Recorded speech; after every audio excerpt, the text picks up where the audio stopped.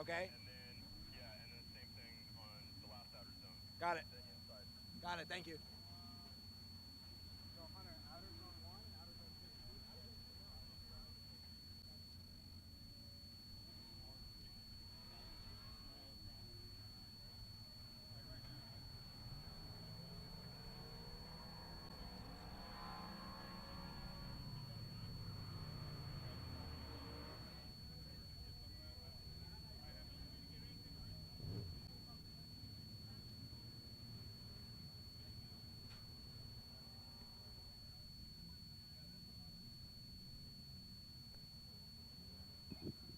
Check 1 2 1 2 live from Orlando Speedworld, U.S. Drift, Mike 1.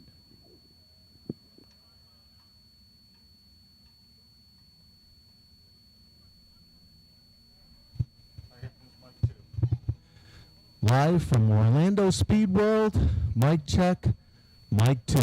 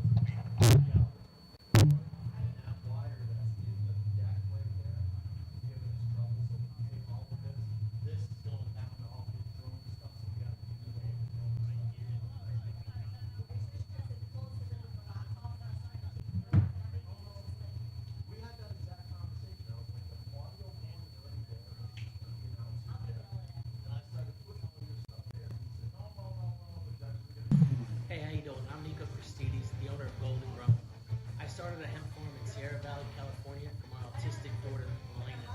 And my CBD is 100% organic. The difference between THC and CBD is organic. It's 100% organic. THC is mind altering. That's not what Golden Grown sells. Golden Grown sells an experience of an organic, natural supplement to make you relax. One of our best sellers is a CBD oral strip. It is absolutely amazing. 100% organic, FDA approved. You take a strip out, you put it on your tongue, it dissolves in your mouth, and it's total relaxation, stress reliever in about 20 minutes. I wouldn't sell something to you that I wouldn't personally have in my own home. Stay tuned for our newest Golden Grown's Bake and Blaze. We are the first and only original home of CB Pizza.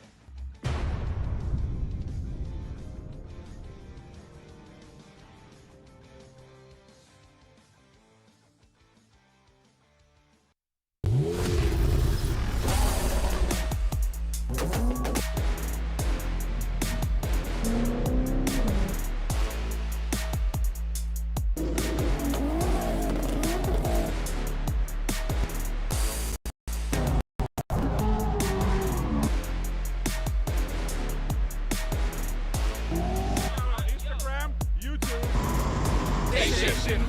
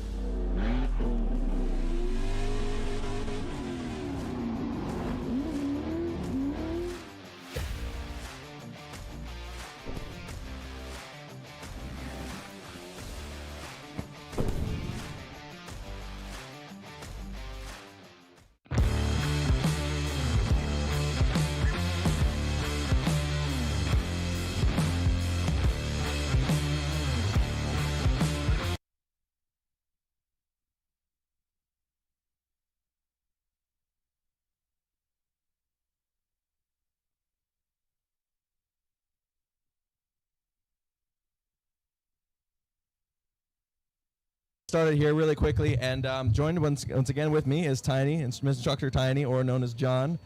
So, are you excited for today? I'm super excited. Thank you guys for having me back out here. I'm super excited to see OSW actually live. I'm used to seeing it virtually on the 7th course. We're going to have our first competitor out here to qualify. Alec, can you tell me a little bit?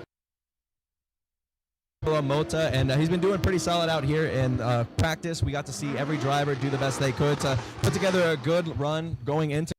Some drivers were having some trouble with that wall on the bank, getting really close and comfortable with it. And Paolo Mota, we got to see that his car he's very comfortable out there, and he's just got to work on fine-tuning some certain corners. But the car itself is very gripped up, very powerful. It definitely has what it takes to make its way around this course. So now we've just got to see if he can take the corrections he needs to make in the notes that the spotters were hopefully giving him during practice and put together a good qualifying run. And fun fact right here with this track, I mean, it's the only real big bank track that we have here in Florida, and it's very uncanny in similarity to Irwindale in the sense that Irwindale is a big bank track, and it's known as the House of Drift in the U.S. for Formula Drift. And if there's anything like that here, I guess you could say OSW is almost like the House of Drift of the state of Florida.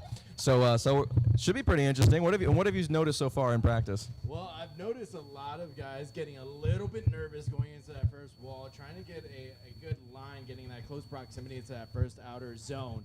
But the issue that has been coming up with is some of the guys are staying mid-line and not catching the whole zone. The judges was talking about it with the spotters as well, that they need to ride that wall and maybe leave that first outer zone just a little bit early so they can actually get there. Well, let's see what Palamoto's going to do off the line right now. We see him first, second, bumping up in the third gear. He's going to go ahead and do a little bit of a feint entry. We see him taking a bit of a mid-line. We want to see him get a little bit higher, a quick wobble right there. And we're looking to see him dive down, get really close to this inside clip. Really shallow, and looks like a complete straighten and a shutdown right there. He's going to do the best he can to get back into it, but that may have already been what it takes to warrant a zero. And yeah, a lot of jimmying back and forth. So maybe not what we want to see, and it's worth mentioning now that if he doesn't put down a qualifying score in this run, then we are doing knockout qualifying once again. So any driver who does not put down a good score, they're going to have one more chance to come out here and put down a run and hopefully get into the big show. Anyone who does put down a score, regardless of what it is going to be their locked-in score and their final place in qualifying. Yeah, I was talking earlier to some of the other people out here, even one of the judges, that this Mustang that's ripping right now, it has the power. It's just he needs to dial it in to get all the zones efficiently. He was doing a good job during practice, but as we saw coming out of that first outer zone, going into that inner clip, it kind of died out a little bit. But I do like to see that this track, the one thing is real tricky is definitely the bump. At least in the settle. What do you have you ran this track personally? Is it very similar on a settle? Yeah, I've had a couple chances to come out here and observe this track. This track has had a little bit of upgrades done to it in the sense that they've tried to smooth out some of the really aggressive bumps, but ultimately you're coming from a bank to a flat, and all that inertia from the car is going to need to change direction when you come from those two different gradients onto each other. So we do have a lot of these cars where if you're set up for grip and you're set to come on that bank at full throttle and be able to be as competitive as possible, unfortunately that means that little change in attitudes of the vehicle are going to be way more felt by the driver. So we see a little bit of that there with the Mustang, because that Mustang that just went around the track, it is very quick. He was able to get a lot of grip out of that, but that means his margin for error is going to be that much more slim. He needs to really tighten up his game if he wants to make an impression this round. And this next driver, we have Brandon McDowell. Brandon McDowell is no new face to anyone here in the Florida community. He's driven in clutch kickers. I believe he's even won a couple rounds. He's actually driven in Pro 2 before. Now he's joining us here, and he's very comfortable with that track. This car has had a couple different livery changes. It's been white a couple years. Now it's red, but he's always been with Njuku Racing on the side of the door. And so he should be in for a treat. First round out here, and he put down a killer of a run. So very comfortable on this track. I think for him, it's really just muscle memory. I was seeing him practice today, and him transitioning from inner clip 1 to inner clip 2 was insane to see, and how he just settled in and held that angle throughout that final outer zone was such an awesome sight to see, especially when we're at a Pro-Am circuit. A lot of people kind of look at this as, oh, it's not Formula Drift. Well, these guys are preparing to be in the prospect era of Formula Drift in the next season if they get their license. We were talking about Luis Lanz earlier last season, or not last round, how he's now the top dog. All day and plenty of times. I mean, he's just got an immense log of hours on this track, and it shows. So what I also like about these competitions is that when you do have not just all grassroots drivers gunning in Pro-Am for their first time, you have some other faces that are here that are going to make these drivers work for it. Brandon McDowell is not the only driver on grid today who already has experience in Pro 2. We've also got Fello who's out here, and then to shake things up even more, we've got drivers that were successful in the Clutch Kicker series. We have Taylor Ray, who's a very good driver, Eric Conkling, who's a very good driver, and he's actually driving the Njuku Racing Skyline that was driven by Hurt a couple of rounds last season. So we've got a lot of these drivers out here that aren't just your grassroots drivers against grassroots drivers. Some of these guys are going to have to earn their way by defeating people who already have a track record that goes above and beyond what the call of action is in Pro-Am. Yeah, it's so cool, especially since last round I was able to talk to some of the drivers a little bit more, get a little more personal with it, and with John Temple was one of the guys I was able to talk to, and he's out here to have a good time, have a blast. He's a little bit underpowered with that S chassis, but he's willing to put it all out there and just put the work in.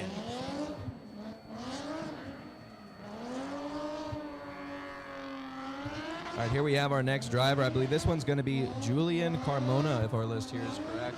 And looks like we've got a G out here. Very common to see Infinities out here, especially because anything with that VQ power plant is going to be pretty similar to, as far as what you can find aftermarket-wise, to the Nissan Z. Those seem to be the most accessible cars. It used to be, it's changed throughout the years. We've seen it be BMWs be the cheapest chassis to buy, 240s. Now, unfortunately, with drift tax, those things are all going up, and we do see it a lot with the Infinities and the Zs as well. But if I had to start from brand new today, I'd argue they're still one of the most obtainable chassis to get into drifting. So I'm not sure what the build is on this vehicle.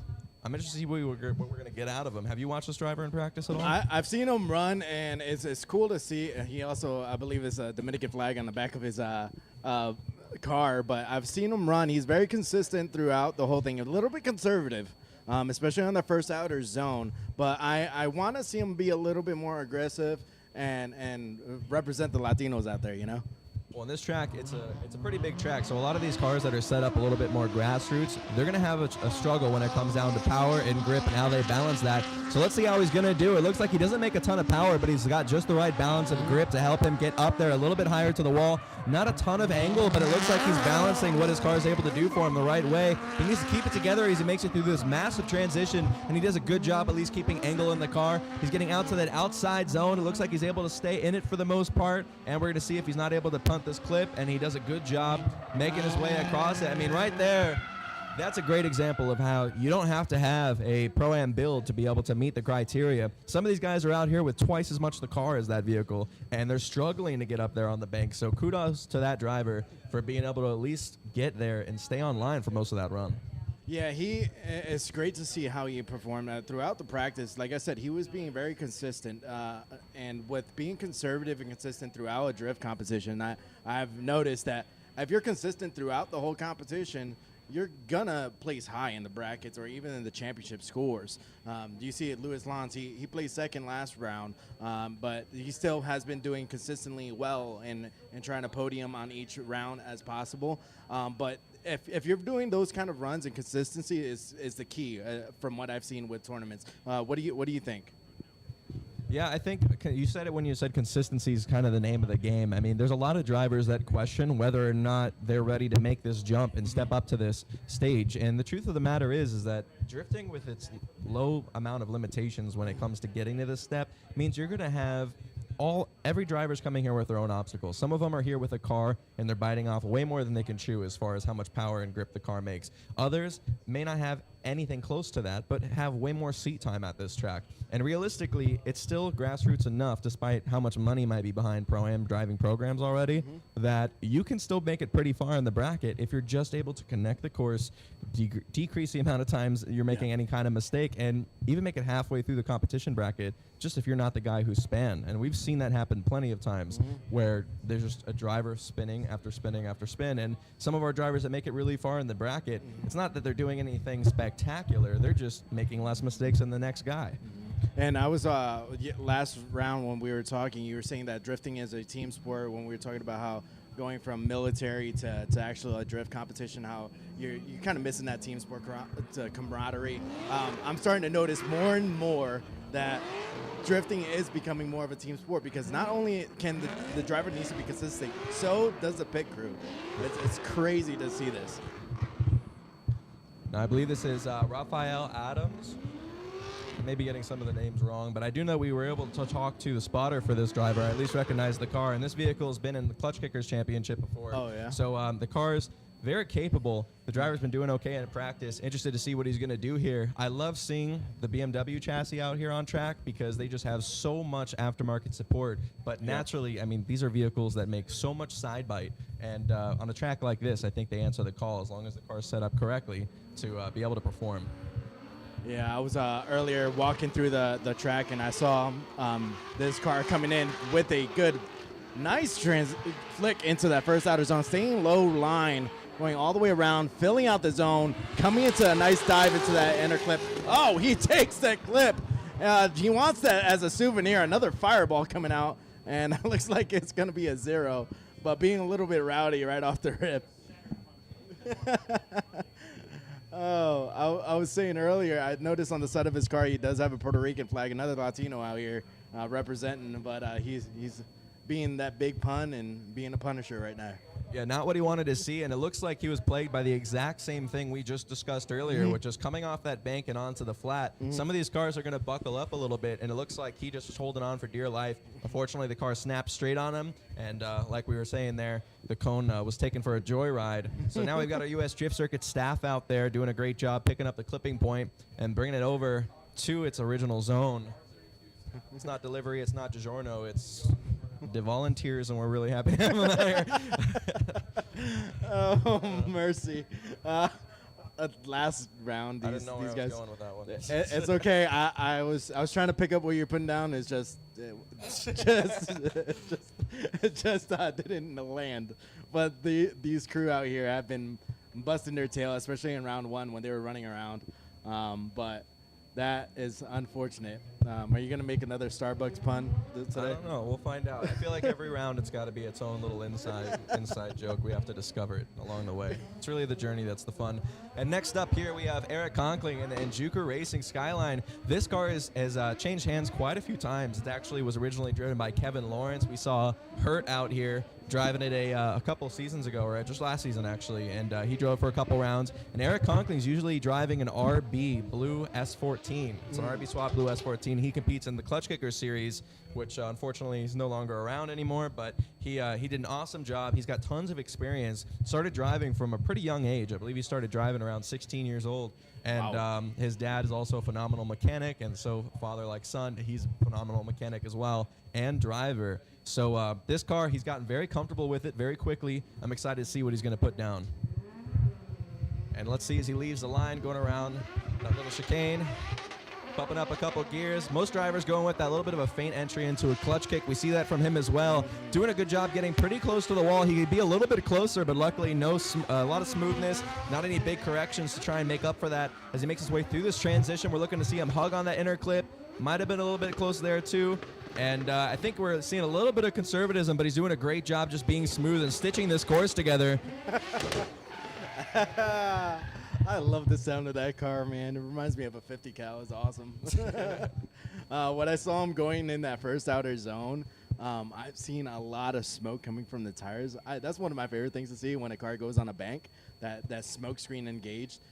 Very smooth and consistent throughout each zone. The one thing, like you said earlier, is that he was a little shallow on that first outer zone. I don't think when you're looking at scoring wise, if they miss like that first outer zone, how big of a deduction are you going to see?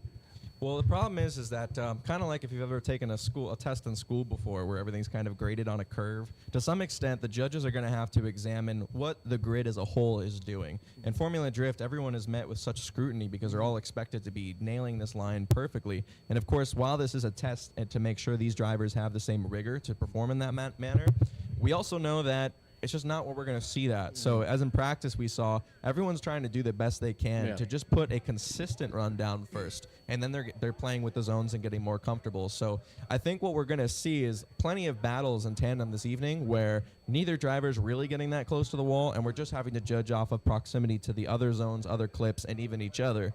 But at the same time, I can say that if only one driver in a battle is stepping up to the plate and filling that zone and everything else is pretty even, the judges are going to ultimately end up giving it to the driver that stood out, with that being the one outlying factor. And for the people that is probably first time watching a drift event, there's different criteria that the judges are looking at. One of the things is X factor. Another thing is line and angle, how they're approaching it, and proximity. So when you're looking at all this kind of stuff all in once, this is a subjective sport. So what the judges see is what they see, and that's what they're going to do. We're going to look at it from our eyes and see how cool it looks pretty much as a commentator. And the next driver up here we have is Gabriel Jordan from South Florida. He's in a 350Z that is not swapped. A lot of drift cars are typically swapped out here, and he is rocking behind the VQ platform. And he's got a supercharged VQ. I think he might be running also a bit of nitrous. And he had some trouble earlier in the season and last season just trying to configure everything, make sure there weren't any hiccups. I haven't had a chance to talk to him today to see if there's any issue with power today. But I know a couple rounds earlier he was just having trouble trying to get a qualifying score down to compete. So let's see what he's going to be able to do here. Again, not as much power as some of the other competitors, but he does a good job floating up a little bit closer to that wall.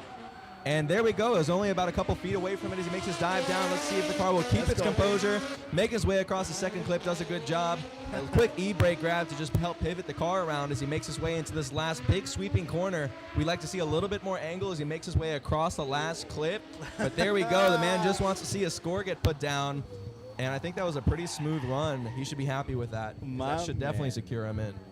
My man, he's out there. I actually talked to him right before the practice. He was actually having car trouble issues. He's kind of a little bit worried.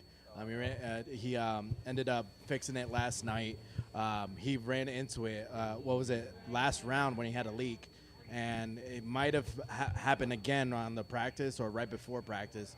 And then he was like, you know what, I just got to dial it in and fight through it. And seeing him do this kind of run, especially with those kind of car troubles, that inspires me as a person in general. If you watched Utah last round, Rome was running with pretty much 3 cylinders down, and he killed it on a qualifying. I'm like, wow, that's insane. But then also you have the team sport, have that crew to be able to lift you up when you're down. So it's good to see him out there. Yeah, and everyone in the pits is very familiar with each other. I mean, most of the people competing in this competition have all been grown as drivers in the same atmosphere. And so definitely in his case, I mean, a lot of his pit crew is also former drivers and other drivers who maybe are active but don't compete in Pro-Am. So he's got a good team behind him. Really happy to see that he put something down. We're hoping that we could tell you guys some scores. Unfortunately, we're having some trouble populating anything. So we'll have some of that for you later. And, of course, when we go into tandem competition, we'll be able to talk about where some of these scores ended up. Man, Sebring was excruciating hot. I caught a cramp. Luckily, I didn't have to climb ladders today. Yeah, this so the weather today is a lot better than what we've seen earlier. It's still pretty hot because in Florida, of course, it's an endless summer state. We have high temperatures all around the year, and we get to see the track actually have a little bit less grip during the day, and then of course as it gets cooler, it's actually going to get more grippy, and that's just because it gets so hot out here. The pavement gets really hot. All that rubber that's on the track gets a little bit slick.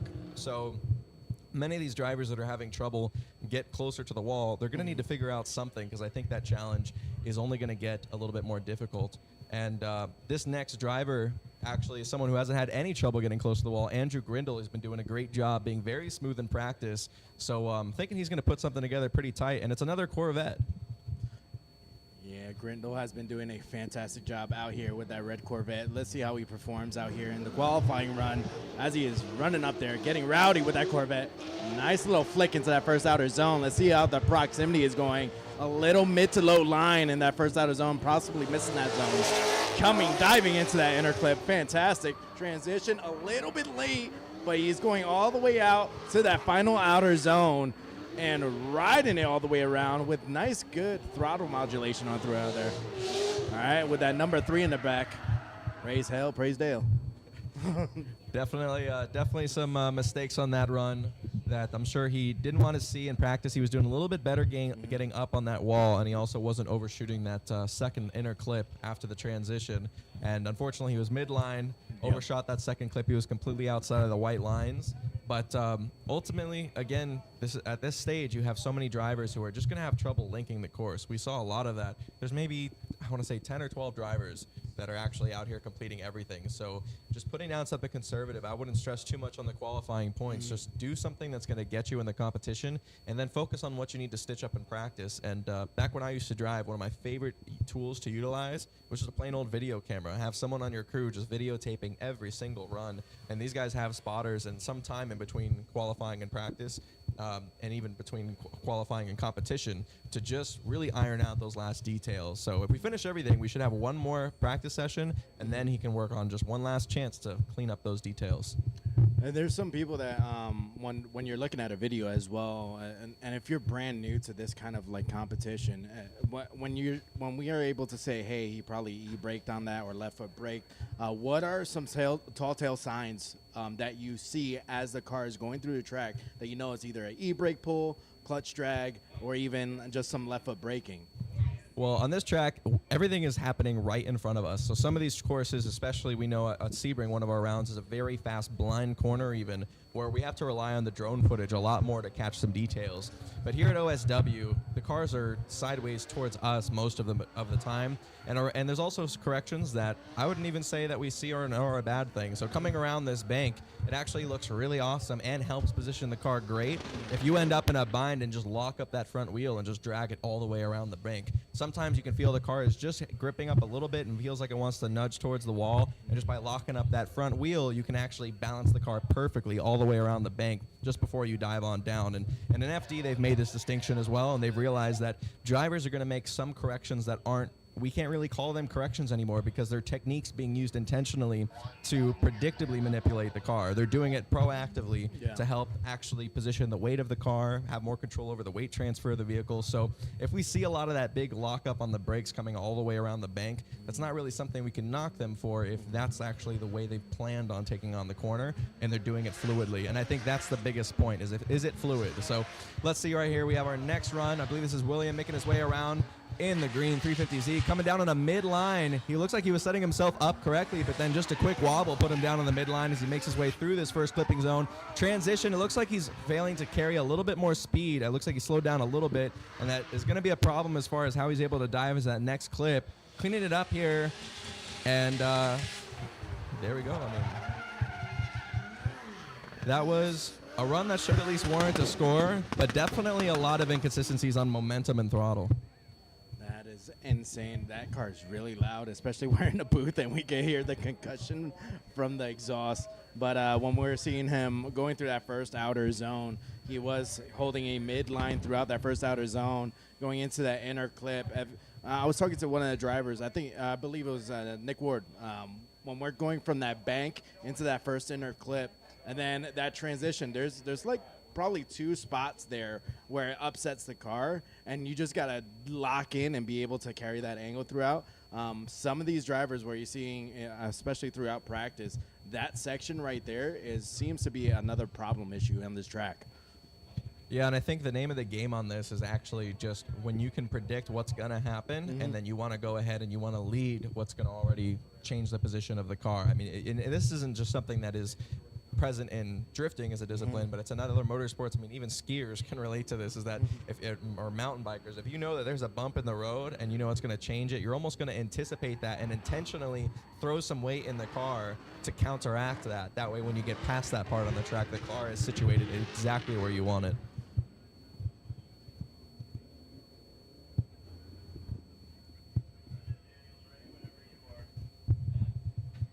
All right, we have our next competitor up. Coming in. Daniel, and I don't know if he's Hispanic. Is it Hoy? Hoy? What do you think it is? Hoy? So we know he's been having a little bit of trouble in practice. I'm interested to see what he's going to do here. Sounds like it is an LS swap.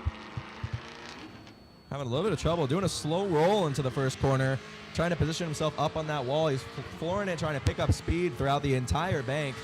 He's going to dive on down here. Throwing a good amount of angle as he makes his way across that clip.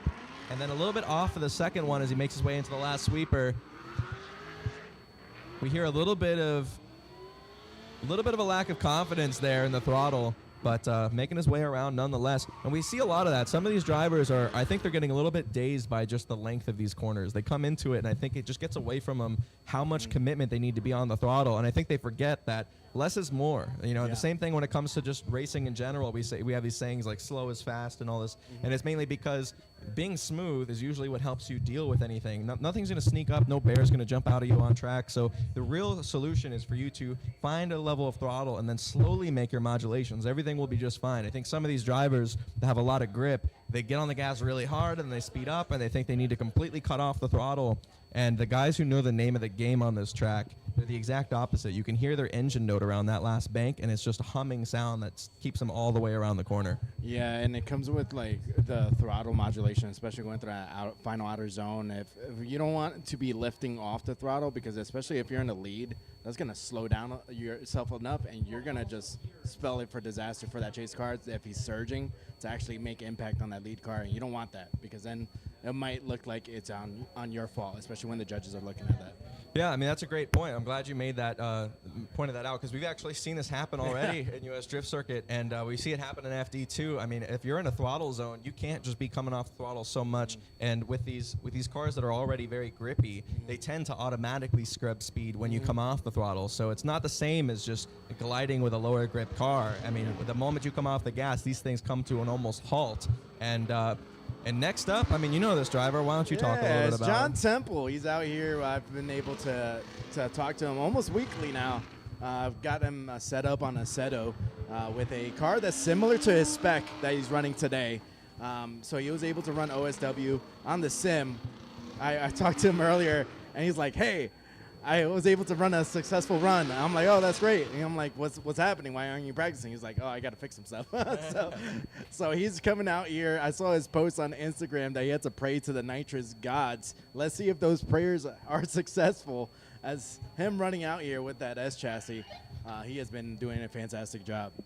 One of the things you got to love about John Temple and his team is that they're all very familiar with the drifting scene. They've all been around for a while, and nothing has shaken their charisma coming into a competition scene. I mean, they get here, they're just having the time of their life. They're taking the lessons on the shoulder as they come. And so I'm excited to see what he's going to do here. We know his car makes lots of grip. He's been kind of growing into it and having the car meet him halfway, because the car is clearly very capable, but his driving style and where the car's setup is have been kind of being married closer and closer every round. So we're waiting right now to see the green light for him. And then once again, thank you to the rest of our sponsors joining us today. We got Link ECU, Taxi Garage, Kenda Tires, Claim Defenders. I mean, all the sponsors that are coming together, I can only hope that they're having as much fun as we are with these events existing. We didn't have a Florida Pro-Am for the longest time. Yeah. We've had some kind of come and go, and now we've had consistent Pro-Am events for consistent seasons here from US Drift Circuit. So a huge thank you to any of the sponsors that are joining us, and many of them have been with us from the start. Yeah, it's so cool to see this whole thing like come together, and as everybody's out here just for the love of the game of drifting and having a grand old time. I've been able to, anybody that has ever been to a drift event, you could go to the pits, you could talk to all the drivers, they'll chat and explain what their thought process is during a drift event. Is amazing to see. And also just worth mentioning here too, John Temple with some experience in the armed forces. Oh, yeah. It's always great to see veterans out here, and I mean, if you are all about the action from service, then drifting is definitely an action-packed event. So here we go, John Temple leaving the line. Let's see what kind of initiation he's going to give us. He throws a little bit of the weight early, and I don't know if he shut the car down there for a moment after the initiation point, but let's see what he's going to do for the rest of this run. Looks like the car at least is functioning okay today, so I think he's just having a little bit of trouble with the confidence making his way around the track, which is completely understandable. I mean, he needs a little bit more seat time, but it looks like he's at least understanding it. You can see even when some of the corrections and shutdowns are happening that you can almost see the gears kind of turning in his head as he's making his way through the run. But unfortunately, on track, I don't know if you're able to see it if you're watching the stream, but we do have some horizontal lines or vertical lines that go up the bank, and the car needs to be completely initiated after those lines. So if you initiate, go straight, and then reinitiate all before that you really get into the bank, but you're after those lines, it does constitute a zero. So interesting to see what the judges will make of that. And when I was talking to John Temple this past couple of weeks, that initiation was one of the problems that he was saying that he was having, that he has to full send it, especially going into that first outer wall, especially with a low-powered car like what he has now. He has to huck that thing in order to be able to get to that outer zone. But then as soon as we saw him not fully initiate, but then at the end of that first outer zone, he was able to get it together and ride through that whole track. It was good to see. And next up, we have Ryan Kaufman in the RX-7 FC. V8 swapped. He's actually added a lot more power this year. I believe he's making about 200 more horsepower than he's made in the previous season. I think he's sitting around a comfortable between 500 and 600 horsepower, which is right about what you need. I think in Pro-Am, that's a good figure. You don't really need much more than that, or else you run into complications with knowing how to put the grip down.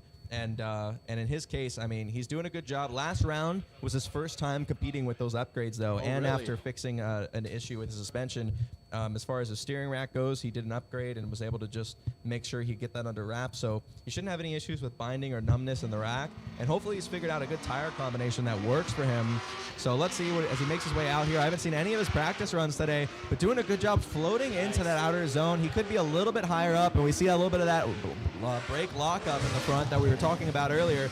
Good job making his way past that inner clip. We want to see him dive deeper. A lot of these drivers foregoing proximity on that second clip to get seated into the big sweeper. And as he makes his way across the line, that should at least be a score, but definitely along the same trend we're seeing for most drivers. We're seeing a mid-line, and we're seeing an overshoot of that second clip because they want to prioritize just flowing into that last sweeper without any large mistakes. I think they're just making decisions that are safe. Yeah, especially when you're seeing him coming into that first outer zone, the end of that first outer zone, and then diving into that first inner clip. I like seeing when drivers attack that first inner clip so they could carry that momentum into the second outer zone. And that's where you're going to need to set up. But you can't be too aggressive because those bumps will bite you right back, and that's not a good thing. Well, and it's also a little bit difficult when the car is moving so quickly and you can't reference too far ahead of you on track. I mean, in this track, since it's an oval and they're diving down the middle, they can only look further ahead around the bank, and they can't really start to aim for the transition until they're almost about to dive down into it. And then they have to judge, they're all in that short period of time, their speed, their angle, how much distance they have until they need to change the direction of the car. And I think that's what can be really daunting, because there's a number of things you can do to scrub speed. You can left foot brake. You can get way more angle on this first clip. That way you scrub a ton of your momentum before you transition. There's a lot of options and decision making to make. And for drivers who are new to this track, they're just now figuring it out. In Ryan's case, we know he's definitely no newcomer to this track. Him and Taxi Garage do a great job touring so many tracks around, not just Florida, but the country. And they've both been, Nick Warden and Ryan Kaufman have been around for a while now. And you were bringing up earlier how that not being able to see what the next inner clip or the next zone, especially on this bank track, having that interview with FD driver and saying that you could also tell who's the sim driver and who's the actual real driver by how early they transition, especially in the chase. If they get lost in the smoke, they'll transition way early, and then they'll get even lost with proximity. So it was interesting to learn that. And our next competitor out here, is that Taylor Ray? Yeah, Taylor Ray, a famous face tuber. He is all over those internets, and I'll tell you, if you aren't subscribed and liked, then you are missing out. So here we go. Taylor Ray making an initiation. We know his car is more than capable. He's joined us before in U.S. Drift Circuit, and he's doing a great job getting all the way out there. We see the great techniques of the left foot brake lockup just to position the car coming as he comes down and dives into those clips. Doing a great job covering proximity on both of those clips, and then tons of smoke. Look at those cumulonimbus clouds. If you remember anything from elementary science class, you know the specific cloud is a cumulonimbus cloud that he just made off of that car.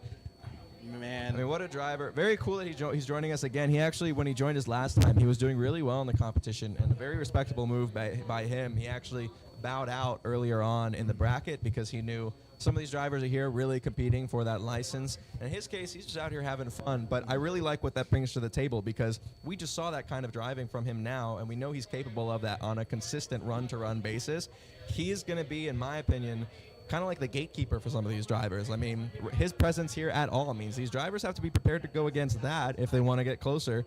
And I think that's what we need to be able to develop good drivers, and drivers who are not just going to make it past this with a good challenge, but more importantly, be prepared for what they'll face in Pro 2.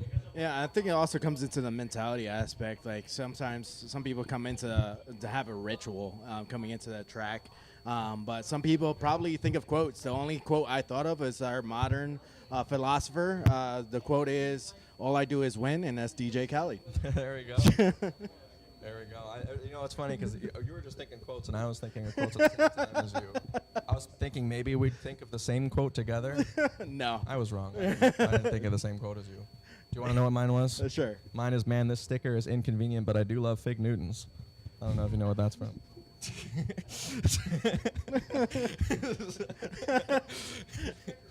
Man.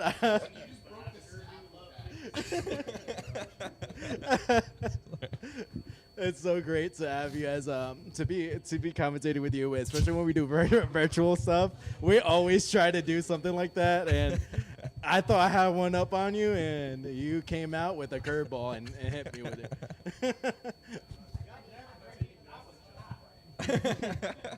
I don't know if I could say that one on the street. Yeah, no, a huge fan of Talladega Nights, man. I think it's so great when we watch. It's funny because I just got married recently, and I've somehow been able to get that far with my wife without actually getting her just obsessed with cars as I am. But right now, I'm like warming her up to Talladega Nights. I don't know. I feel like that is definitely the deep end. Man, well, your wedding was amazing to go to, and it was a beautiful wedding. But we got out here with a beautiful Corvette right here. Who's this guy? Is that Eric? No, I believe. Is that flamethrower Eric? out here. Yeah, I believe this is, we should call him Easy Bake Oven moving forward because he was actually the one that caused the big fireball. And for those who only heard about it through social media, the reason that did happen is because at Sebring, we obviously can't go out there and create a Picasso artwork on track.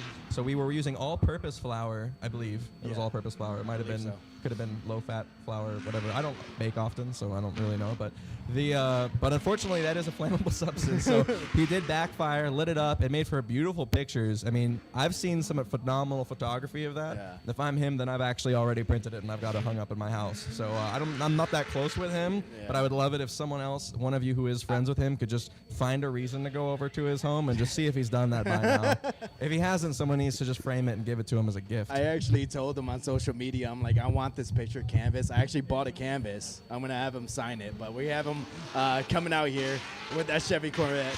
Let's see if he's as fiery as last round, coming in with a smoke show.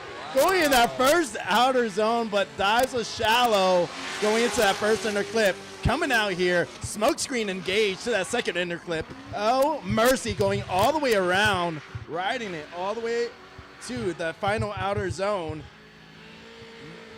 Well done.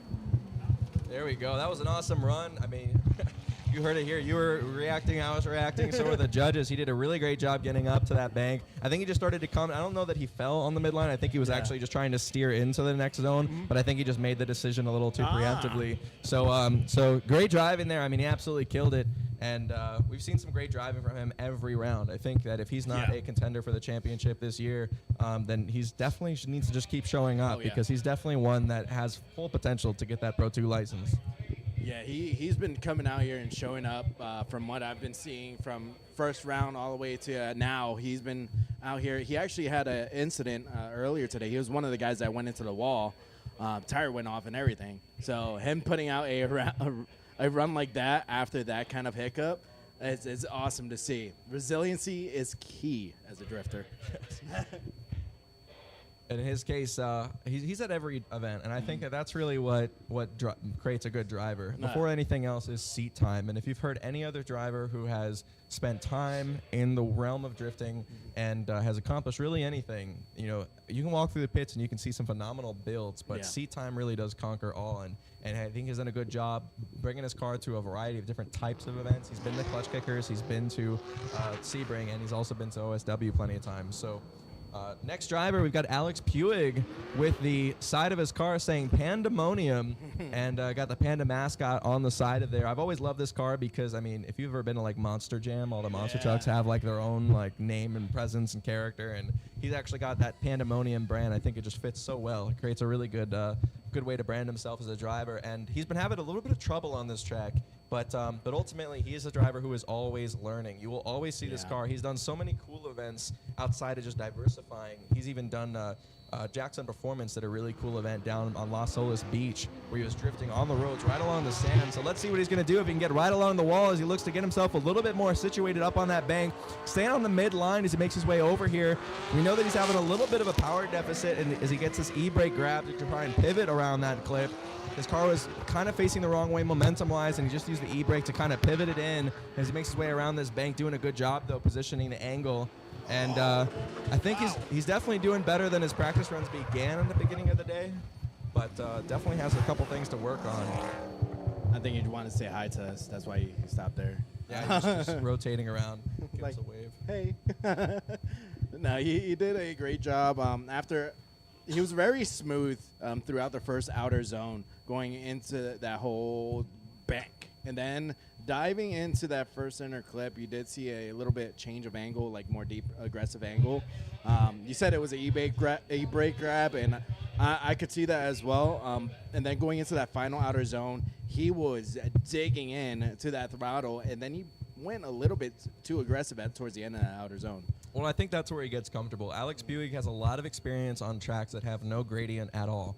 And I think he knows his car really well. So when he comes down and he gets off the bank, I think this is where he's able to step back into what he's very familiar with and really try to improve the run from there on out. Unfortunately, on a track like this, though, the Yeah. bank really does set up the whole rest of the run, comes up with all that momentum, and if the car in front of you is just really confident and has locked into that bank, then it does kind of create some compromises, because in the chase position, you'll just get lost in that smoke if you aren't right on the lead car in front of you. So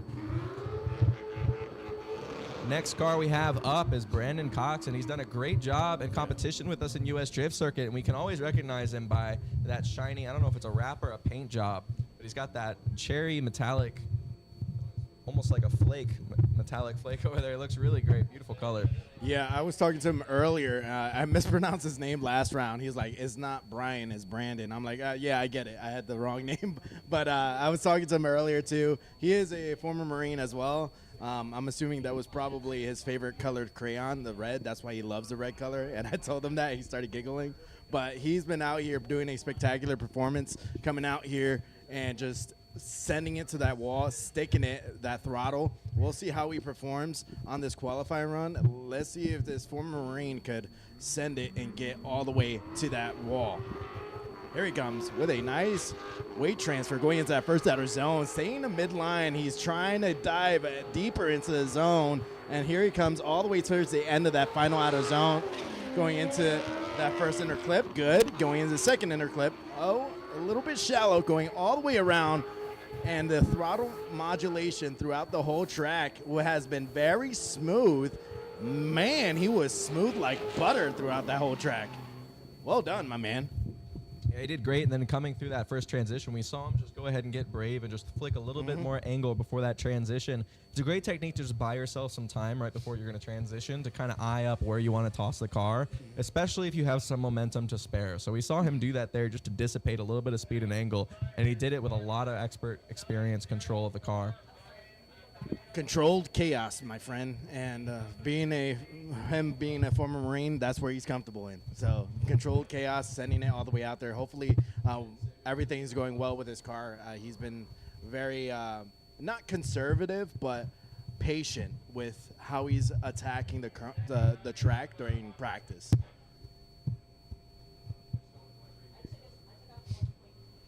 And we've got our next competitor making his way onto track right now. That is Ryan Acevedo, and we know him as the rocket ship out here. I mean, he's got tons of grip in that car. He's done a great job stitching together other layouts that we've had here in US Drift Circuit. We've seen a difference in color in his car a couple of years back versus today, and ultimately doing a great job. Again, one of these cars that because he's got so much grip, he's got such a small margin of error that he can operate within on the bank. So we've seen some killer practice runs. We've also seen some where, unfortunately, the whole run had been kind of thrown away. So right now, he's going to have to really set his sights on where he needs to put the car and just completely lock it in. This run could be spectacular. So let's see what's going on here. We have the drone out there on track. Again, Flyday drones out here giving us all of our drone footage, doing a great job bringing you the action at home as well as giving some footage to the judges to review. Does a good job flicking up there. It looks like he flicked pretty close to the wall. Is he going to be able to keep himself up there? He does a good job being pretty close to the wall. I think that was a safe distance. He got a good score. Doing a good transition, punting that cone on his way out. And then he gets a little bit close. He had to kind of stutter the car a little bit to reel him into that second zone. And right now, of course, we know he's going to be pretty confident here on the flat as we see him yank into the throttle there across the line. Doing a good job. I don't know what that cone has been doing to these drivers, but I've been seeing them get punting that cone so aggressively, diving from the bank. A great job filling out that first bank and that first outer zone, and then diving into that first inner clip. He kind of went a little too saucy and punted that inner clip, but then everything else seemed to be a lot more smoother with his runs compared to what he was doing in practice. Yeah, and everyone is, and of course we're doing a pretty good job being able to set the track back up. We have our great US Drift Circuit volunteers out there on track, and I mean there's so many health fads that are out there in the world right now. We've heard of keto, we've heard of people just doing the carnivore diet, and really a great way to get steps in is to volunteer for the US Drift Circuit volunteer team, because I mean these guys getting out there and lifting up the cones, putting them back in place. I mean they're getting some steps in, they're getting a little bit of arm exercise, picking up the cone, resetting it. So if you're really into just a really creative health plan, then nothing wrong with joining the US Drift Circuit volunteer team. I mean, honestly, these guys, they help out. If you swing by Jackson Performance, because that's the shop also owned by Chris Jackson, who runs these events, they're out, a lot of them are there workers at the shop. Some of them are long time, just people in the community that are close-knit. So very cool. We're always looking for people to help out. So if you're really curious about joining the team, definitely reach out to us. The carnivore diet is wild. I've seen someone do that, and they were eating sticks of butter. That's a little extreme for me. I don't think, does that count? Sticks of butter counts as a carnivore diet? I believe so. When you just see them nomming on a stick of butter, I'm kind of concerned of their mental health. Yeah, I think a lot of it's all made up. But at the same time, I don't know, to each their own. If you look good, I guess you look good. Here we go, our next driver. I think this is Stephen Tassinaro. Yeah, sticks of butter is a little too salty for me, but I love seeing these S chassis out here coming in and just putting in some work. A lot of what I've noticed with the drift scene is a lot of people go for the S chassis or BMWs. There's few muscle cars, but now it's Corvettes. We're seeing a lot more Corvettes, which is cool to see. Now it's a little bit less Mustangs. So well, in the Corvettes, I mean, they're a clear choice because when you come into a Corvette, you've already got the engine in it that most of these cars are swapping in. So you don't have to do an engine swap. You just have to prepare the suspension and get it all configured. And now there's a lot more aftermarket support. I mean, this motorsport has come so far that most people at events were college kids who didn't have the resources to develop aftermarket parts. And unfortunately, some trouble on track for Stephen Tassinaro. No.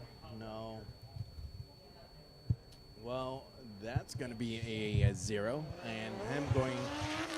Oh, he's trying to show some of what he's got, but he is going to go right back to the pits and see what is going on with his car.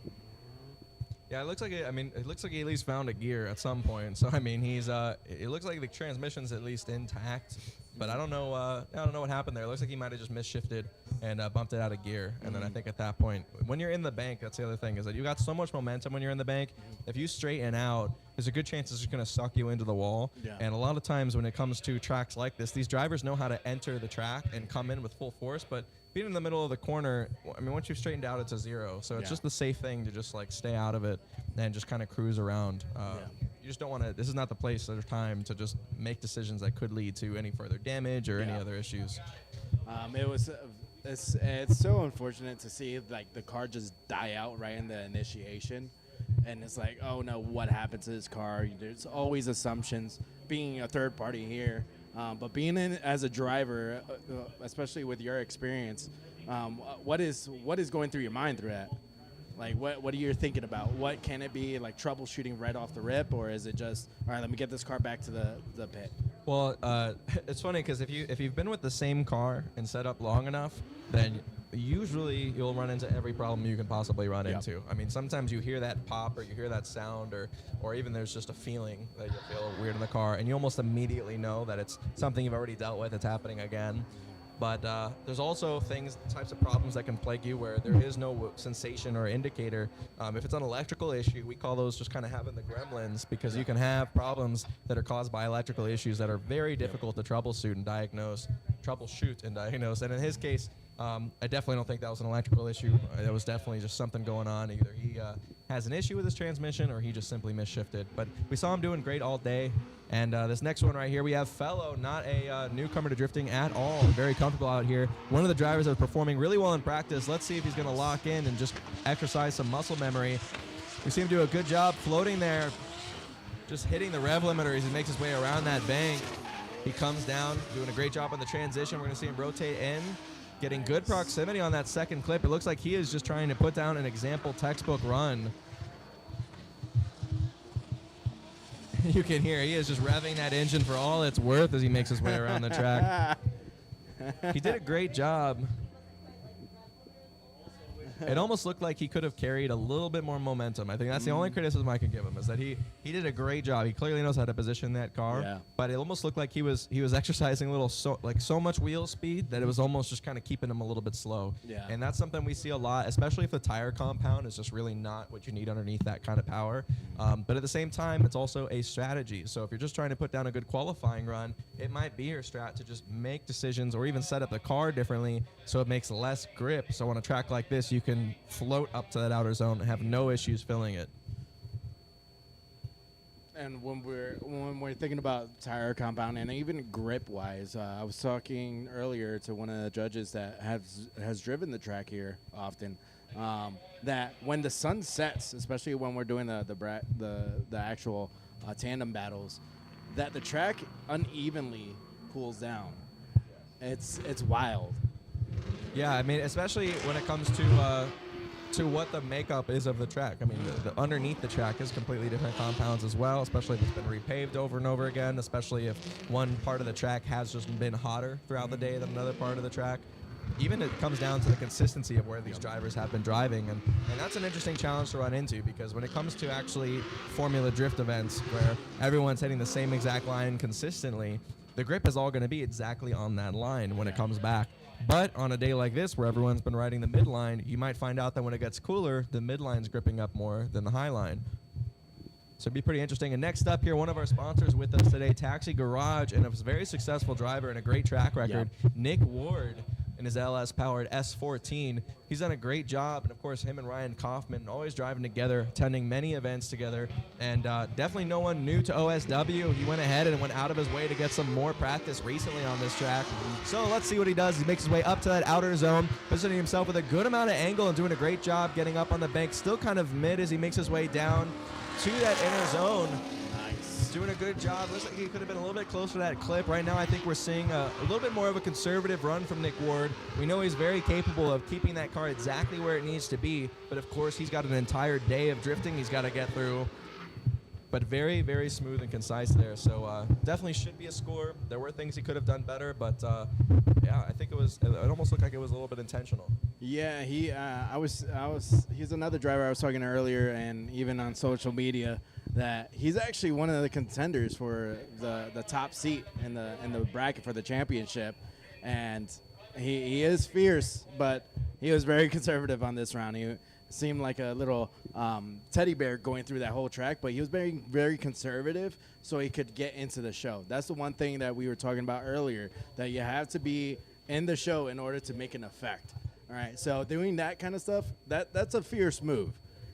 Well, imagine, I mean, if you're here in qualifying and you go all to the wall trying to be the #1 qualifier, well, if you misstep and then you crash, not only do you not have a qualifying score, but now you're out of the competition entirely. So the drivers are always having to think about this, and even when it comes to competition itself, they've got to decide how much they're going to turn it up as they go in. So if you ended up being the #1 qualifier, you might go against whoever was last qualifier. And this is really where your team really comes in, because you don't have time to watch everyone else's qualifying run as a driver, but your team does. And it's a really good idea for your team to go out there and just take notes of what everyone is doing.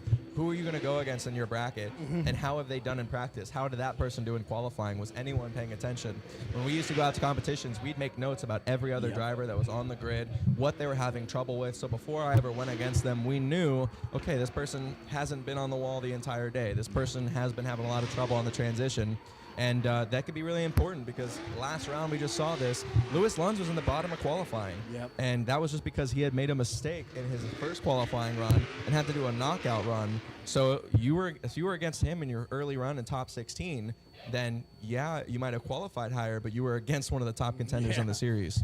And speaking of our leading points, man, Luis Lanz, he is now doing his qualifying run.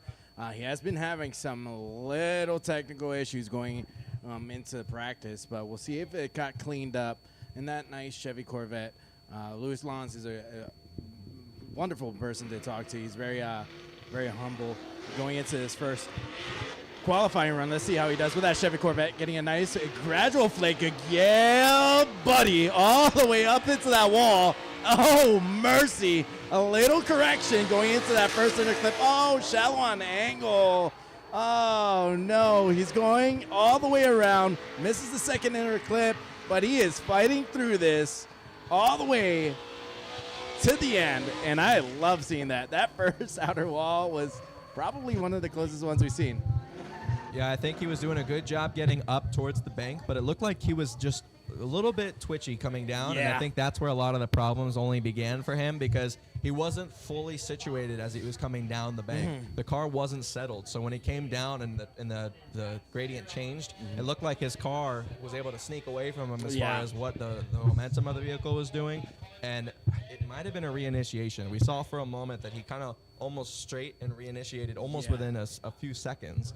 And so curious to see what the judges will make of that one. Yeah, especially when you're looking at these qualifying runs, you might be, if you're also a first time watching any kind of drift event, we are looking at how they hit the zones, but we're also kind of thinking about it, is that a chaseable run?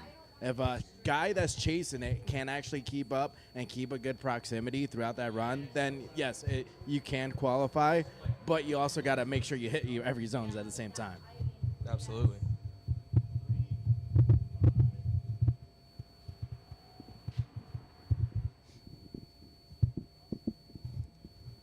And once again, I apologize if you're only looking at the stream. We're supposed to have a feed of scores coming our way, but we've had a little bit of trouble getting that ready for you. So all of these scores and qualifying will be posted online before the competition begins, and then we'll get an idea of how all the drivers did.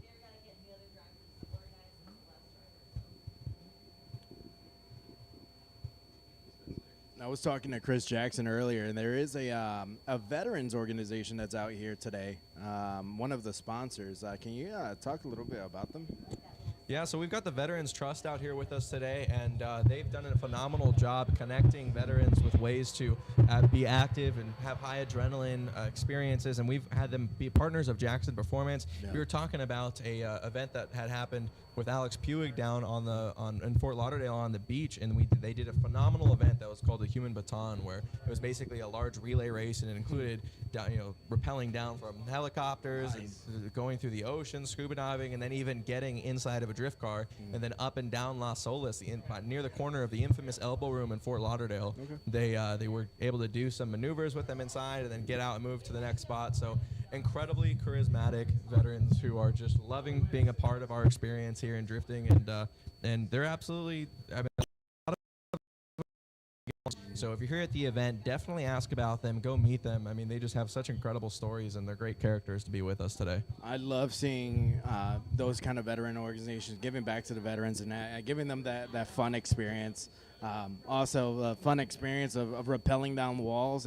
When you're in boot camp, my drill sergeant threw a dummy off the walls, pretending it was a private. And some people got scared. I giggled the whole way down when I saw that dummy fall off. But rappelling off a wall, have you ever done that before? No, I have not. Oh, man. When you look down, whatever you do, don't look down. I've told you I'm afraid of heights, but when I leaned back and I looked down, I locked up a little bit. And then you had a grown man yelling at you, telling you that you're a baby, that you need your mom to bottle feed you. I'm like, you know what? This guy is insulting me. You know what? I'm just going to launch myself off this wall and try to get down there as quick as possible. It was fun afterwards. Scary when you're looking down at it. Especially when you're talking about, I've had someone talk to me, like if insults bother me, I'm like, I've had drill sergeants say the worst thing possible to me in my face. And second, anything anybody has said to me, it's not like I've never said it 4 inches away from a mirror. So oh my God. It's all a win-win situation.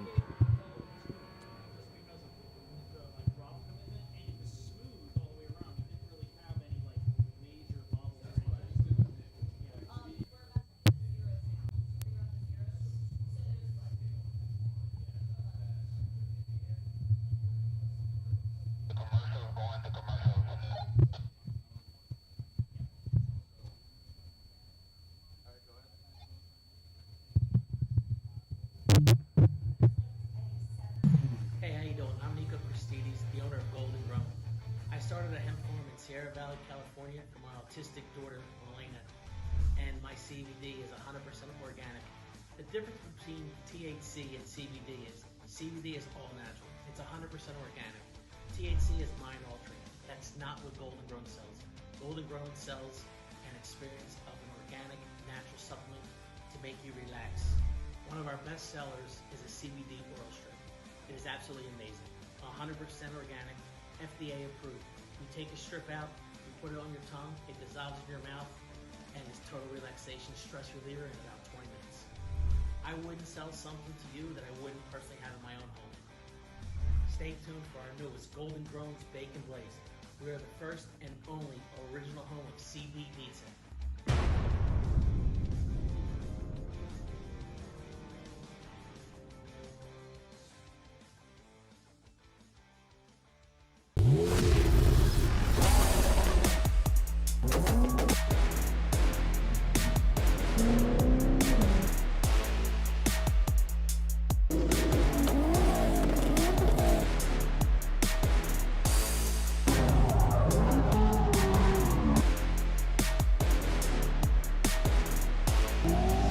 Instagram, YouTube.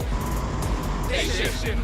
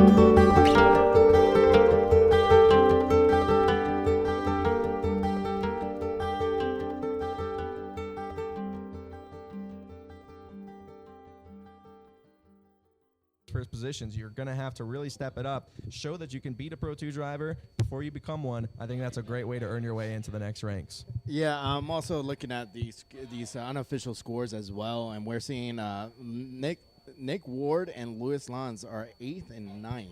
And looking this into the bracket, this is going to be a little bit spicy going into that bracket, because this is eventually the battle. If Luis Lanz secures his win, he's going to be almost there for Prospect. It's amazing to see this kind of development.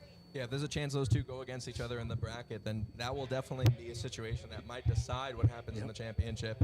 Now, also, we see a little bit of a surprise there with 8th and 9th place being Luis Lanz and Nick Ward in the first place. Both two drivers who should be very capable of putting together a great qualifying score. We saw Luis Lanz having some trouble with this course, surprisingly, in practice. And then Nick Ward was doing a great job on this course, but also just driving a little bit more conservatively. And, of course, we don't know at this time if that was intentional or not, but we do know that that's what resulted in his score. And above him, we have some more people who are kind of shaking things up. I mean, we got Eric Conkling joining us this round. He wasn't with us last round, and he's the one that's in the Enjuku Skyline, and he did a great job locking in 7th place. Above him, it's no surprise to see Brandon Cox with 6. He did a great run. Same with Eric Noguera in 4th place. And then Gabriel Jordan, who had a lot of trouble with mechanical difficulties previously, making his way up into the 5th place qualifying position with a 77.33. So very interesting qualifying grid so far. And, of course, we've got those zeros that we're going to have to address. Of them, some pretty surprising zeros to see. We see Stephen Tassinaro is on here listed as a 0. And I believe that's because we saw him shut down. He had his transmission issue, and or just misshifted, whichever it was. So very interesting day ahead of us. And, I mean, I think the tale is just true, is that these guys are joining this competition, and what we're providing them with here as a challenge should prepare them for Pro 2 if they make it past. Yeah, especially we brought up Gabriel Jordan, especially from the events that happened at Sebring to now and seeing him be top 5 in the qualifying. It's so good to see him perform out there, and I think we see a taxi garage drift cart on the track just cruising along. Just threw me off guard. Squirrel continuing on to Luis Lanz going into the middle of the pack. Taylor Ray coming out here and showing him what he's capable of. It's really cool to see as well. And to talk about just some more notable scores that we see here, again, these are unofficial, but just to kind of let you know where some of our most popular drivers seem to be landing. We've got Ryan Acevedo currently in 10th place with a 72.67. We've also got return driver Andrew Grindle holding down on 13th position with a 69.33. So a lot of these drivers are maybe surprised by these scores. Some of them have been having a lot of trouble. And I think right now, again, with the fact that there's a wall involved on this course, I wouldn't even get too bogged down on it. If I'm saying your name and a score next to it, you're officially in the competition, and that's really all that matters.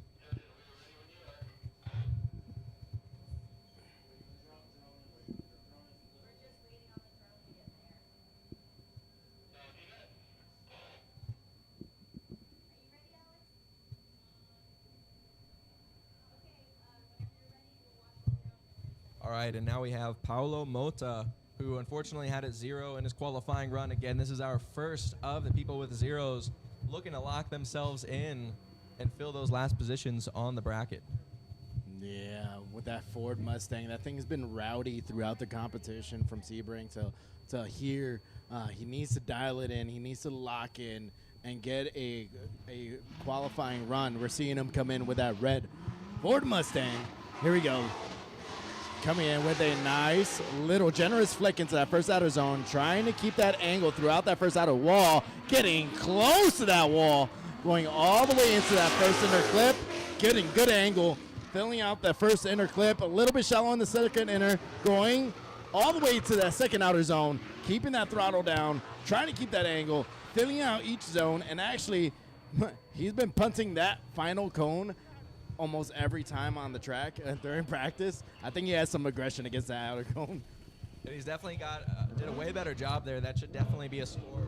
Should secure him into the big show. And we saw him get really close to the wall, almost touching it. I think he got a little bit scared there. We saw him cut the throttle, but realistically where he was positioned, I think he could have recommitted and stayed all the way on the throttle through there, and it probably would have helped him. And what we can see with that car is, despite the driver errors, the car itself is very prepared to take on competition, and it seems pretty quick, too.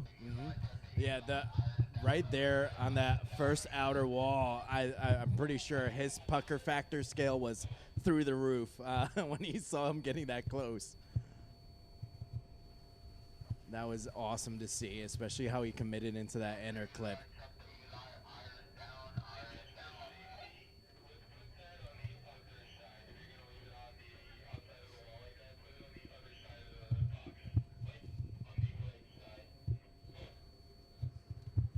should have our next drivers up.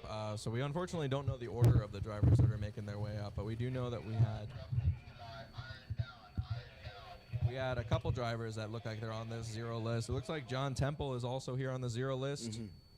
I believe that was because we were talking about his run having the late initiation. We saw him kind of like dump out and then jump back into the drift. And that happened, unfortunately, past those vertical lines. So that explains what's going on there. And people that we haven't seen joining us today, we haven't seen Lee Yearwood out there. We haven't seen Sasha Prospero out there. And we also haven't seen Davey Peoples, who I've heard lives close enough to this track to have pushed his car here today. I hear he lives about a mile away. Am I saying this right? He lives about something like a mile away from this track. Unfortunately, not joining us today. So really great location. I wish I was that close to a drifting event. Unfortunately, I had to drive 3 hours to be here today. From in South Florida, we used to have a drift track. We actually used to have 2. At one point, we were spoiled with County Line Dragway, and then that had a drift section for us. And then we also had Palm Beach International Raceway. So rest in peace to that track. And Orlando Speedworld has been doing a great job holding up drift events. Thankfully, there are drift events here very often. I was just talking with one of the judges, Kelsey Rawlings, earlier today. And the way I kind of described the way I blame drivers for not knowing this track is that it's really up to yourself to get yourself to these events, because this track is open more days than some churches. There's drift events here going on all the time. And it's really up to you to make sure you're getting the seat time, because it's now officially part of the U.S. Drift Circuit Series layout and in season. And we already know that this is a notorious only Florida round in the Formula Drift Circuit itself.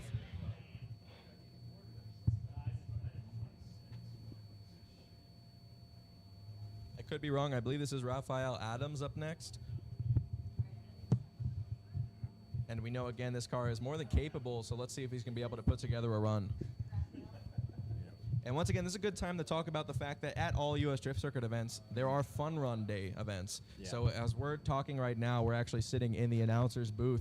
And across from us, since we're pretty high up, we can actually see on the skid pad, there's tons of drifting going on. So if you attend these events as a spectator and you're also a driver, bring the car with you and come drive for fun. So far, doing a great job getting onto the outer zone, doing a great job staying high on the bank as well. He dove down a little bit too low, and I think it's going to hurt him a little bit here, but keeping composure is all that matters right now. Could have been a little bit closer to that inside zone, and as long as he fills it up and gets across the line, that's all we're looking to see from him, and that should be enough to lock himself a position. Let's go.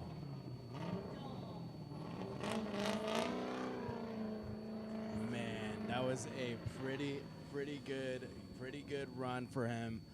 Going through that first outer wall, being very consistent, riding all the way around, and then going into that first inner clip was fantastic. You saw him hit that second inner clip a little bit shallow, but filling out that final outer zone. But what we've seen as he finished that run, that he did spin out a little bit. The judge might be looking at that. You got to be in control of the car throughout the whole run. I'm pretty sure they went over that during the driver's meeting as well.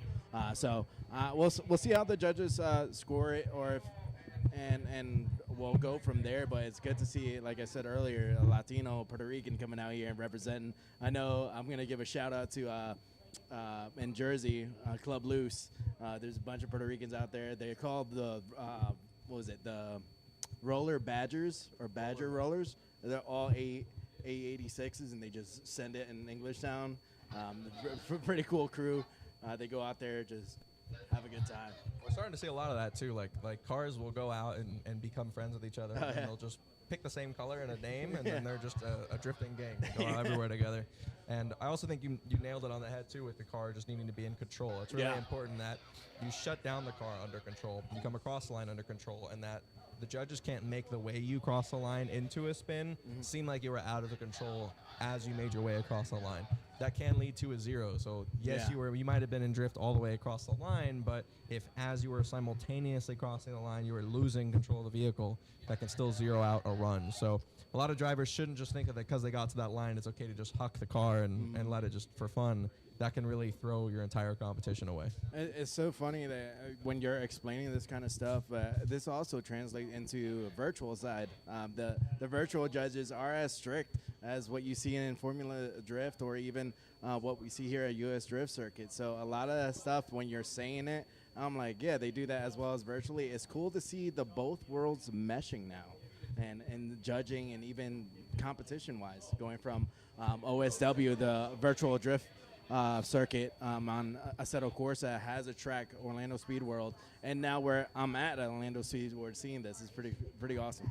Well, I think what it comes down to also is the drifting realm and simulations on like Assetto Corsa has become realistic enough that people who have never drifted a day in their life in person can really have a firm understanding of, I guess, what I would call drift theory, which is if you have, if that's the name of anything, then when it comes down to the technicality and the breakdown of it, someone can learn everything about the diversities of different techniques in the minutia of what those techniques do to the momentum of a car, where the car's momentum is going to go next, like what the difference is between a correction and an intentional decision. And I think that's why you can have someone who's never driven a car ever in real life watch these events and be able to make calls and judging decisions based on a lot of, we've had situations where we can say, okay, listen, we know that if the driver in front hadn't made this decision, then it would have led to a crash. Or we can make decisions like, okay, we know this crash was caused by the lead driver scrubbing too much, and it's mainly because we can pick up on all these little signs. So very cool to see what the drifting community has done online in the video game hemisphere and simulation hemisphere, and it's only helped grow the motorsport as a whole. Oh yeah, definitely, and especially when you're seeing the VDC drivers on Assetto Corsa now being spotters on a Formula Drift, like events like the KMR team, Literal's team, like all these guys going into it. I'm kind of now seeing it like you got your degree in the university, now you need the work experience. So it's pretty cool to see that kind of stuff coming out. Yeah, I like it. The Very Drifty Car Series is very notable out there. Very Drifty Car Series.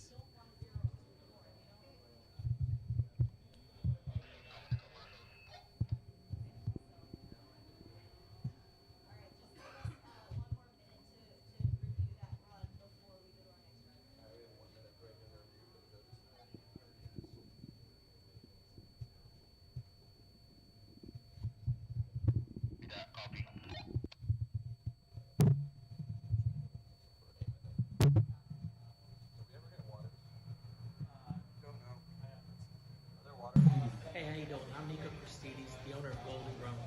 I started a hemp farm in Sierra Valley, California for my autistic daughter, Elena, and my CBD is 100% organic. The difference between THC and CBD is CBD is all natural. It's 100% organic. THC is mind-altering. That's not what Golden Grown sells. Golden Grown sells an experience of an organic, natural supplement to make you relax. One of our best sellers is a CBD oil strip. It is absolutely amazing. 100% organic, FDA approved. You take a strip out, you put it on your tongue, it dissolves in your mouth, and it's total relaxation, stress reliever in about 20 minutes. I wouldn't sell something to you that I wouldn't personally have in my own home. Stay tuned for our newest Golden Grown's Bake and Blaze. We are the first and only original home of CB pizza.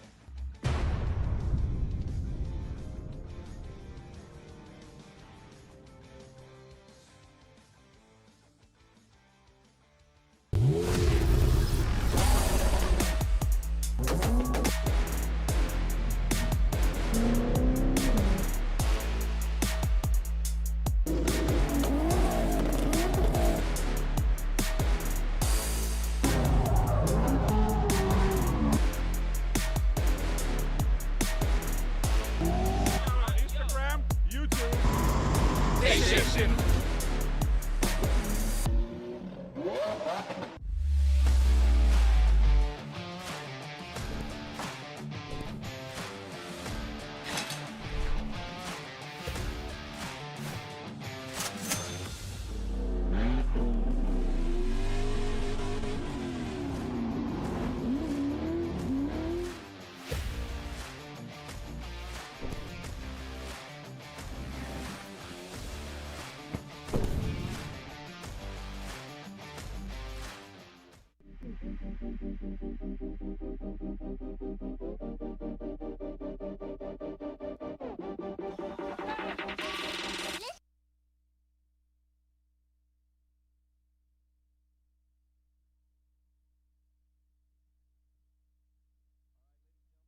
Back here at US Drift Circuit, Formula Drift Pro-Am Round 3, and as if you were already here, that we've already done our main run of qualifying runs, and now we have everyone else doing the qualifying runs following that. So these are all the people that are doing their zeros. These are the follow-up qualifying runs. The people that there already did a run, and unfortunately, it did not yield any fruit to them as far as being able to secure a spot in the show.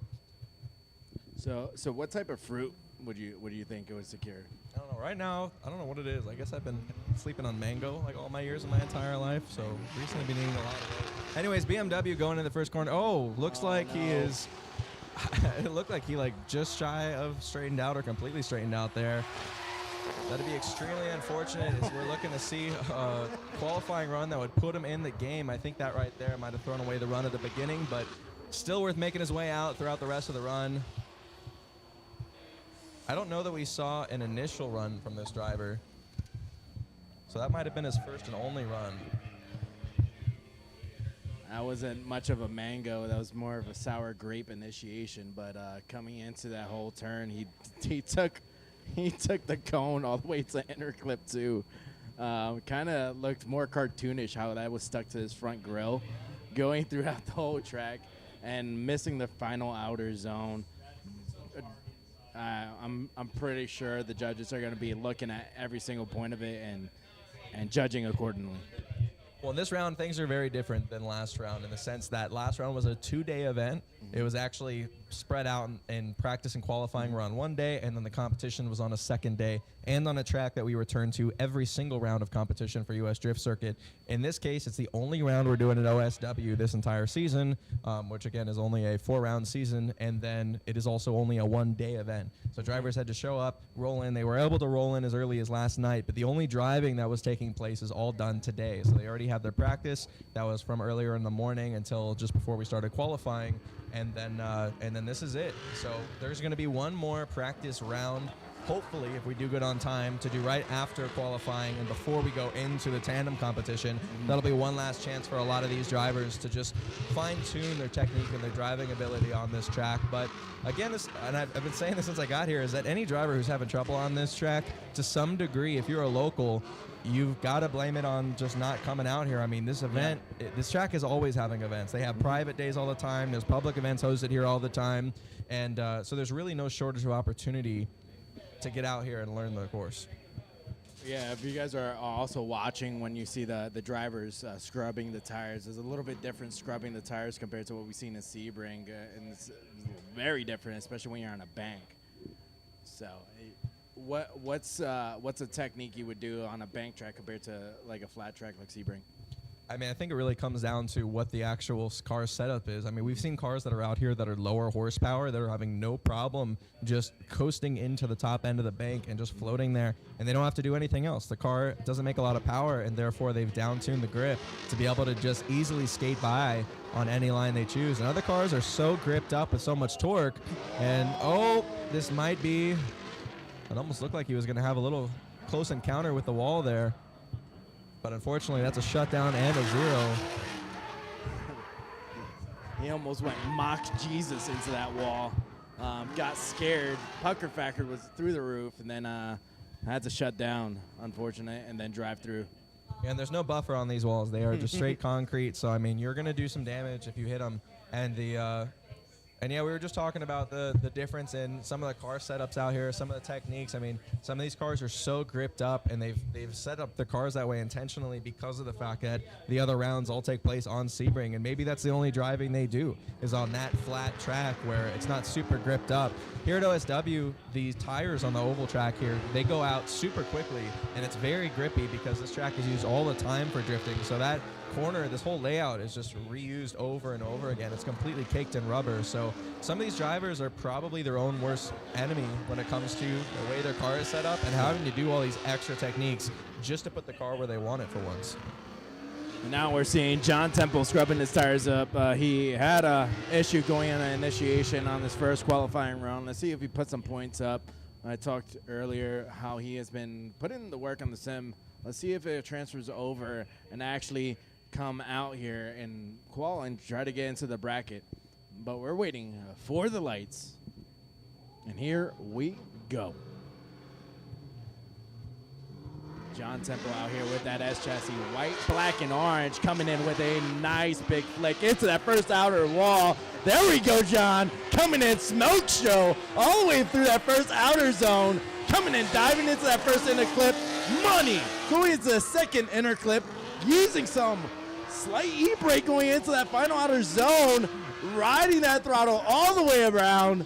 Oh, mercy, and that's how you do it, baby. I think the sim worked. No, I know he's got to be happy about at least doing a redemption run right there. And if he can just remember how that felt and repeat it the rest of the day, I think he's going to have a pretty good day ahead of him. I see you getting excited about that there. I know this run's close to you, too, because you got a chance. You've been, like you said, you've been speaking with him more and more and making himself accessible. And I was with you the one time we were hanging out with him just there in Discord. And he's serious about getting better. I mean, he really does see it as a tool, as most drivers do these days, to prepare for events like this. So definitely we'll have to go over and congratulate him on that one. Oh, yeah, I'm going to give him a big old high five. Big old high five. Big old high five.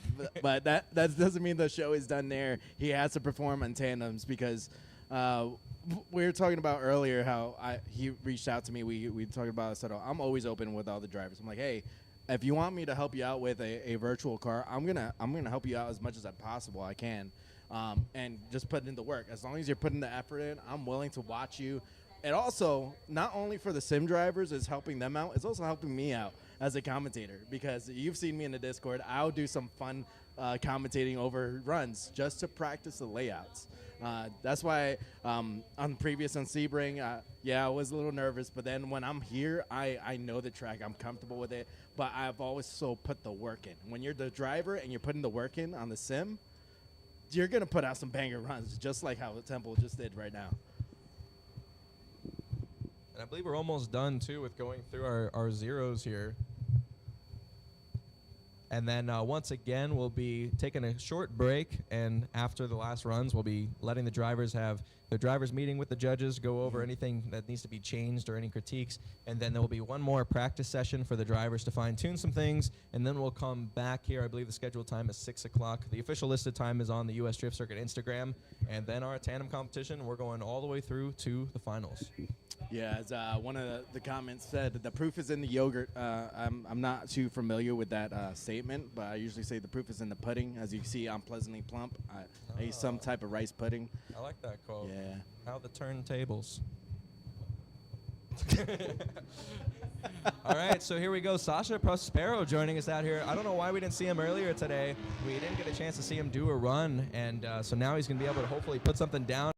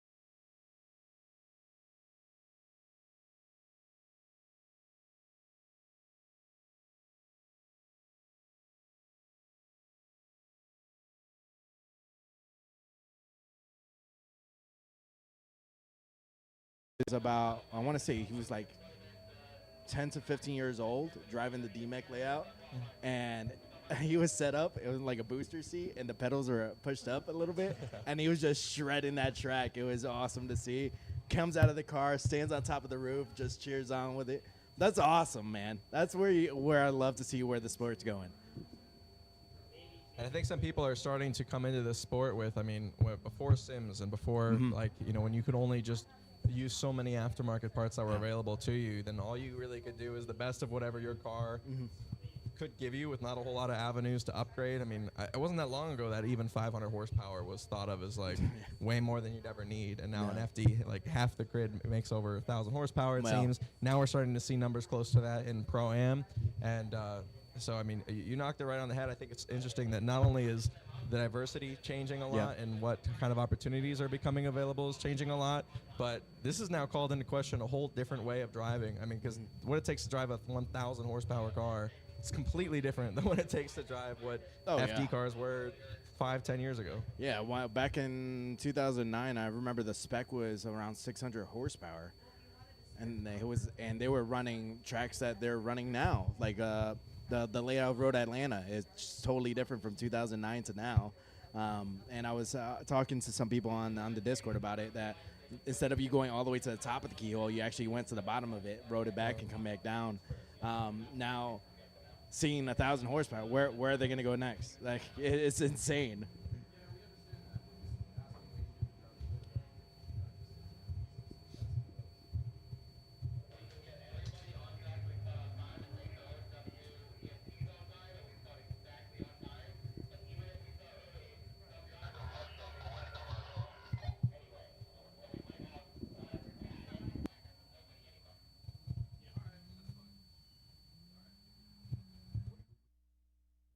Hey, how you doing? I'm Nico Christidis, the owner of Golden Grown. I started a hemp farm in Sierra Valley, California for my autistic daughter, Elena, and my CBD is 100% organic. The difference between THC and CBD is all natural. It's 100% organic. THC is mind-altering. That's not what Golden Grown sells. Golden Grown sells an experience of an organic, natural supplement to make you relax. One of our best sellers is a CBD oral strip. It is absolutely amazing. 100% organic, FDA approved.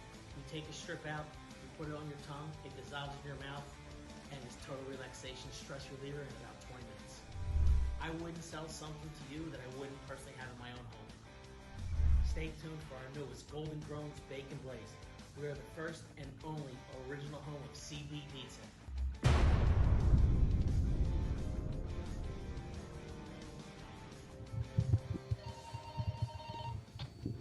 All right, ladies and gentlemen, hello and welcome back. So if you've been watching with us and sticking with us so far, we were just making our way through qualifying, and we did just finish all of our qualifying, and we finished all of our knockouts. So we are going to go ahead and we're going to take a break, and we're going to come back to our competition, which I do believe is going to be at about 6 o'clock. Just check to the US Drift Circuit Instagram to make sure that the official time doesn't change, because sometimes after the drivers meeting that does tend to fluctuate, and we'll go live right when the competition begins. Right now, your current top qualifiers are Taylor Ray in first place with an 87.67, Brandon McDowell in second place with an 83.67, and Fello in third place with a 77.33. And we actually have 3 people with a 77.33, so I guess that'd be a third place tie between him, Eric Noguera, and Gabriel Jordan, doing a great job stepping up. We know he had a lot of mechanical issues. So we should be coming back to a pretty fun day of action. Thank you guys so much for joining us, and we'll be back for our top 16 competition. Hey, how you doing? I'm Nico Christidis, the owner of Golden Grown. I started a hemp farm in Sierra Valley, California for my autistic daughter, Elena, and my CBD is 100% organic. The difference between THC and CBD is all natural. It's 100% organic. THC is mind-altering. That's not what Golden Grown sells. Golden Grown sells an experience of an organic, natural supplement to make you relax. One of our best sellers is a CBD oral strip.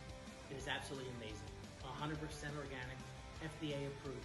You take a strip out, you put it on your tongue, it dissolves in your mouth, and it's total relaxation, stress reliever in about 20 minutes.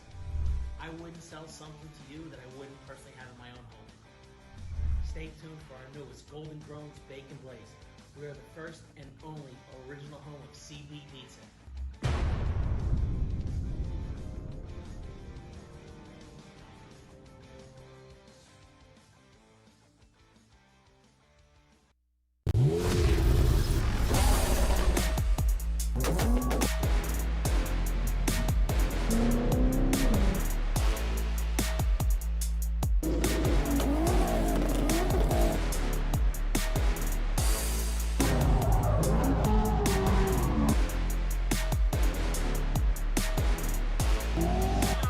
Instagram, YouTube. Station.